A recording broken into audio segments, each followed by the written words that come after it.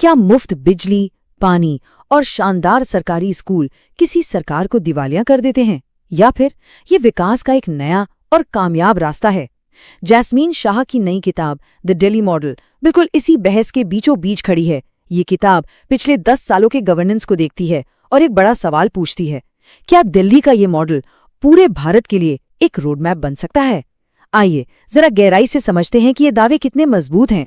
अब देखिए, अक्सर इस मॉडल को मुफ्त की रेवड़ी या फ्रीबी कल्चर कहकर एक तरफ कर दिया जाता है, लेकिन ये किताब कहती है नहीं, रुकिए, बात इतनी सीधी नहीं है। किताब का तर्क है कि ये सिर्फ मुफ्त की चीजें बांटना नहीं है, बल्कि ये एक सोची समझी आर्थिक स्ट्रेटेजी है जो सीधे लोगों पर इन्वेस्ट करके देश के विकास को रफ्तार देती है। तो इस पूरी बात को समझने के लिए हम इसे 4 हिस्सों में देखेंगे।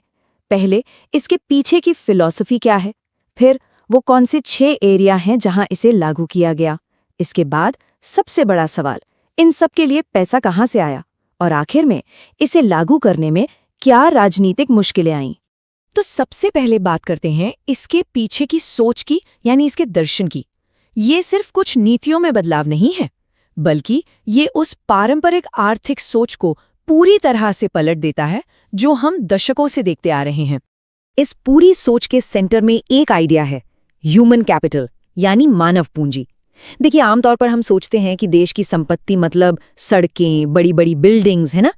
पर यह मॉडल कहता है नहीं, देश की असली संपत्ति तो उसके नागरिक हैं। उनकी सेहत और शिक्षा पर जो खर्च होता है वो कोई बोझ नहीं, बल्कि एक इन्वेस्टमेंट है जो इकोनॉमी को कई गुना ज्यादा लौटाता है।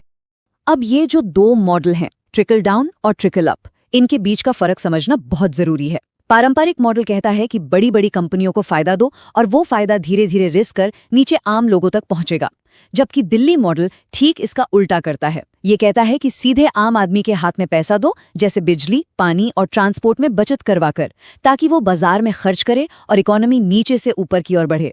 और देखिए, ये सिर्फ कोई सियासी नारा नहीं है। जब रघुराम राजन जैसे देश के टॉप इकोनॉमिस्ट इस आइडिया को तवज्जो देते हैं तो बात गंभीर हो जाती है।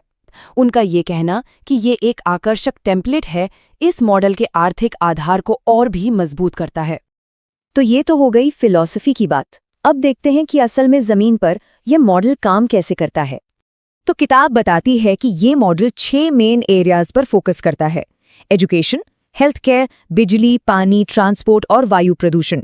हम इनमें से 2 सबसे बड़े पिलर्स, एजुकेशन और हेल्थ केयर, को जरा डिटेल में समझेंगे। पहला और शायद सबसे मजबूत पिलर है एजुकेशन। किताब के मुताबिक मकसद एकदम क्लियर था, सरकारी स्कूलों की इमेज को ऐसा बदलना कि वो किसी की मजबूरी का आखिरी ऑप्शन नहीं, बल्कि गर्व से चुना जाने वाला पहला ऑप्शन बने। और जाहिर है, ये सब सिर्फ बातों से तो हुआ नहीं, इसके पीछे था एक बहुत बड़ा फाइनेंशियल इन्वेस्टमेंट। दिल्ली सरकार ने साल दर साल अपने टोटल बजट का लगभग 25% हिस्सा, यानी 1/4 सिर्फ और सिर्फ एजुकेशन पर खर्च किया। किताब कहती है कि इस मजबूत नींव के बिना कोई भी सुधार मुमकिन ही नहीं था। तो सवाल ये है कि इतने पैसे खर्च करने का नतीजा क्या निकला? नतीजा ये है 97%। आज दिल्ली के सरकारी स्कूलों का पासिंग परसेंटेज प्राइवेट स्कूलों से भी ज्यादा है। ये एक ऐसा आंकड़ा है जो पब्लिक एजुकेशन को लेकर बनी बनाई सोच को सीधी चुनौती देता है। एजुकेशन के बाद अब बात करते हैं दूसरे बड़े पिलर की, हेल्थ केयर। किताब बताती है कि यहाँ भी आइडिया सिर्फ सिस्टम को थोड़ा बहुत सुधारना नहीं था, बल्कि उसे पूरी तरह से आम आदमी के लिए आसान और सस्ता बनाना था। इसके लिए एक 3 टियर सिस्टम बनाया गया।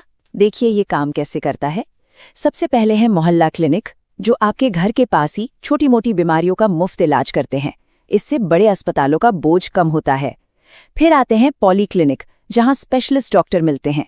और सबसे आखिर में है सुपर स्पेशलिटी अस्पताल, जहां बड़े ऑपरेशन और गंभीर बीमारियों का इलाज होता है। और यहाँ भी बात सिर्फ सिस्टम बनाने की नहीं है, बल्कि उसके पीछे कितना पैसा लगाया गया है ये देखिए। किताब के मुताबिक 2023-24 में दिल्ली सरकार का हेल्थ बजट केंद्र सरकार की पूरे देश में चलने वाली आयुष्मान भारत योजना के कुल बजट से भी ज्यादा था। सोचिए जरा, एक अकेले शहर का हेल्थ बजट पूरे देश की सबसे बड़ी हेल्थ स्कीम से ज्यादा। अच्छा, अब आते हैं सबसे बड़े सवाल पर जो सबके मन में होगा कि भाई इन सब के लिए पैसा आता कहाँ से है। ये सेक्शन सीधे सीधे उस मुफ्त की रेवड़ी वाली आलोचना का जवाब देता है। मतलब इतना बड़ा एजेंडा है, क्या शहर वाकई इसका खर्च उठा सकता है? क्या ये फाइनेंशियली सस्टेनेबल है? और इसका जवाब इस आंकड़े में छिपा है, जो सच में काफी चौंकाने वाला है। किताब के मुताबिक दिल्ली में जितनी भी सब्सिडी दी जाती हैं, बिजली, पानी, महिलाओं के लिए बस यात्रा, ये सब मिलाकर दिल्ली के कुल बजट का कितना हिस्सा है? सिर्फ 7%। जी हाँ, केवल 7%। इसका मतलब ये हुआ कि बाकी 93% पैसा सड़कों, स्कूलों और दूसरे डेवलपमेंट के कामों पर ही खर्च होता है। तो फिर पैसा आ कहाँ से रहा है? किताब का तर्क है कि ये मॉडल कर्ज पर नहीं, बल्कि बेहतर फाइनेंशियल मैनेजमेंट पर चलता है। टैक्स कलेक्शन को ईमानदार और आसान बनाया गया, और सबसे बड़ी बात, भ्रष्टाचार और फालतू खर्चों पर रोक लगाई गई। जैसे कई फ्लाईओवर्स तय बजट से भी कम पैसों में बनाए गए और बचे हुए सैकड़ों करोड़ रुपए मोहल्ला क्लिनिक जैसी योजनाओं में लगा दिए गए। और ये सिर्फ सरकार का अपना दावा नहीं है। देश की सबसे बड़ी ऑडिट एजेंसी CAG, उसकी रिपोर्ट भी यही कहती है। किताब बताती है कि इन सभी वेलफेयर स्कीम्स के बावजूद दिल्ली का अपनी GDP पर कर्ज का अनुपात पूरे देश में सबसे कम है। ये अपने आप में फाइनेंशियल डिसिप्लिन का बहुत बड़ा सबूत है। चलिए, अब आखिरी हिस्से पर आते हैं। ये सब लागू करना इतना आसान नहीं था। इसके पीछे एक राजनीतिक और प्रशासनिक लड़ाई की भी कहानी है, जिसका जिक्र किताब में किया गया है। किताब का कहना है कि एक तरफ तो ये सुधार हो रहे थे, पर दूसरी तरफ एक और जंग चल रही थी, गवर्नेंस के हक की लड़ाई। क्योंकि दिल्ली एक पूर्ण राज्य नहीं है, यहाँ चुनी हुई सरकार और केंद्र सरकार के प्रतिनिधि यानी उपराज्यपाल के बीच अफसरों पर कंट्रोल को लेकर एक लंबी लड़ाई चली, जैसा कि आप इस टाइमलाइन में देख सकते हैं। किताब इस पूरे टकराव को लोकतंत्र पर हमला कहती है। इसमें ये तर्क दिया गया है कि उपराज्यपाल, जिनके पास लैंड, पुलिस जैसे अहम विभाग हैं, उन्होंने चुनी हुई सरकार के काम में रुकावटें डाली। इस वजह से सुधारों को लागू करना एक लगातार चलने वाली लड़ाई बन गया। और आखिर में किताब हमें एक बहुत बड़े सवाल के साथ छोड़ जाती है। क्या दिल्ली में जो हुआ वो सिर्फ एक शहर की अनोखी कहानी है, या फिर ये पूरे भारत के लिए विकास का एक नया रास्ता हो सकता है? ये वो सवाल है जिसका जवाब आने वाला वक्त, राजनीति और नीतियां ही देंगी।